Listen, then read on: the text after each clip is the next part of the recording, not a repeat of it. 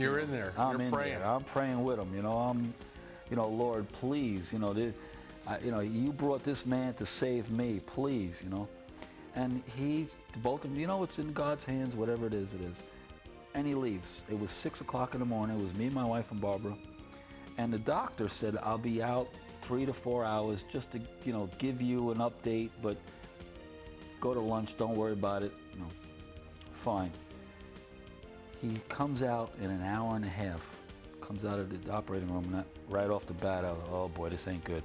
He's out in an hour and a half.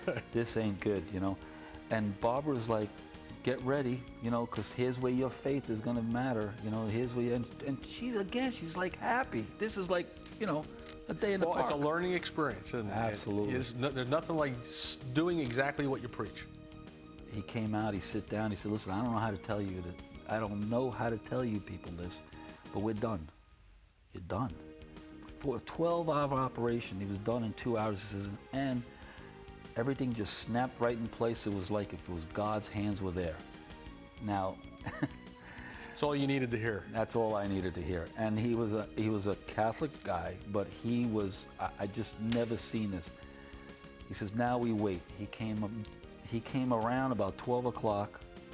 Well, Jay is a rough guy. He's a big old Texan. And they started, how you feeling? And then they started, they got a needle and they started pinching his foot. And he said, you pinch me one more time, I'm going to punch you in the face. And that's the way Jay was. And you feel that? You feel this? You feel that? 2 o'clock in the afternoon, the man was walking in the halls. To this day, today, he's fine. Well, so the Lord sent him. And he's told me, he said, the Lord sent me way back when I was hunting you in that blind, and I'm supposed to come to you and save you. And that's what he did for me. And he was faithful to what the Lord told him to do. But now go back to where we were talking. He's in the car with you. You were going somewhere. This is after all this. He gets out of the hospital. The operation was in August, mid-August, and now September 11th. He's recuperating with me, and he's with me all the time. So I had an appointment at the World Trade Towers on September 11th at 8 o'clock, and he never seen the towers. So I said, tomorrow morning I do have an appointment in the towers. He's great. I'd never seen the towers, never been in New York City. I said, don't worry, I'll take you. And I called up a friend of mine who had the elevators in the towers. And he says, I'm bringing a friend. He says, you know what? Take him up to the World Trade, to the restaurant up. I'll take him to the motor rooms, be there for 8 o'clock. My deposition and appointment was at 11, so we got 2-3 hours. I'll show them the whole buildings. Great. On the way there, I forgot, my secretary calls me and says, the deposition papers that you had for the deposition at 11 o'clock, you left in the office. I said, oh, wow. It was about 7:30. We turned around, we got the papers, and we headed back. On about 8:30, 8:45, when the plane hit, I was on the George Washington Bridge. So obviously, the Lord intervened. The Lord intervened. Otherwise, we would have been there. Nobody survived above the 86th floor. We had an appointment to be an hour prior. So not only did the Lord send him to help you to find the Lord, yes. Not only did he go through it, get a miracle and the whole routine, but then God divinely orchestrated a way and actually spoke to you by having you forget something to keep you from an appointment you were supposed to be at on paper at the World Trade Center, but you were not there when the planes hit. That's correct. And you would not have survived. And I'd not have survived. So the Lord has a plan, and then I'm going to speed you up just a little bit because we're time-wise. But then as things progressed and your business kind of went downhill because of what happened there, as quickly as you can, tell us what happened, because it led you to a business that you're in now where you're helping thousands of people. Yep. Well, I was the largest independent contractor and elevator company in New York City. To give it the time for today, I went bankrupt, lost everything. That day, we lost $22 million.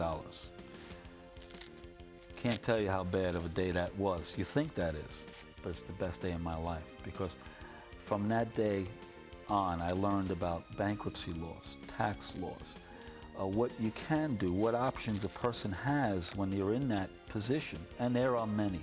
It's just that people just don't know. And companies are not there is no help. There is nobody to say, okay, what could you do? There are lawyers and there are bankruptcies, but there are consumer right laws that people just don't know about. I learned the hard way. I learned for myself. I used them for myself. And then I started a business of helping other people in the position that I was in.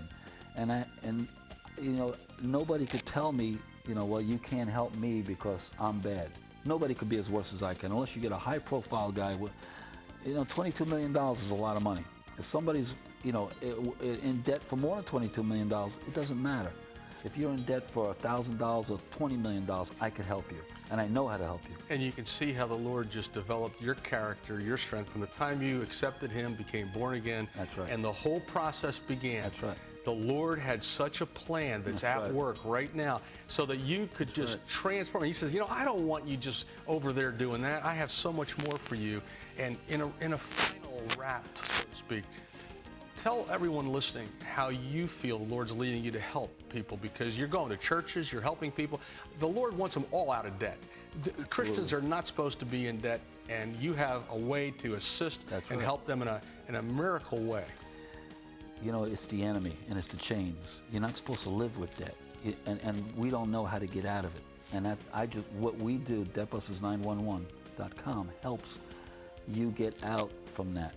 And it's all with the Lord, and it's all the enemy. And to get out of the unchains, He doesn't want any of us to live like that. We're not supposed to live like that. That's bondage. And as bad as you think today is, it could be greater and better once you give it to the Lord and get out of it. Because as bad as it is today, that means there's something real good coming around the corner. And that's what we have to learn how to do. He taught me how to do it, and I teach it every day on Christians of how to get out of their mess. And there is hope. There is absolute hope. If there's hope for me, there's hope for everybody. In a final word, how do they find out more about that part of your business? What should they do, Mick? What do they do? We're online. It's DebtBusters911.com. We have an 800 24-hour service. It's call. You get an advisor. We're in all states. They'll read you your credit report. They'll give you any kind of counseling you want. It's a ministry. You just tell them your situation, tell them your fears, and we'll help you. There is hope. It's a spiritual, it's financial, it's the flesh. We get you to a point where you could live your life and love the Lord, and then help other people. That's what it's all about.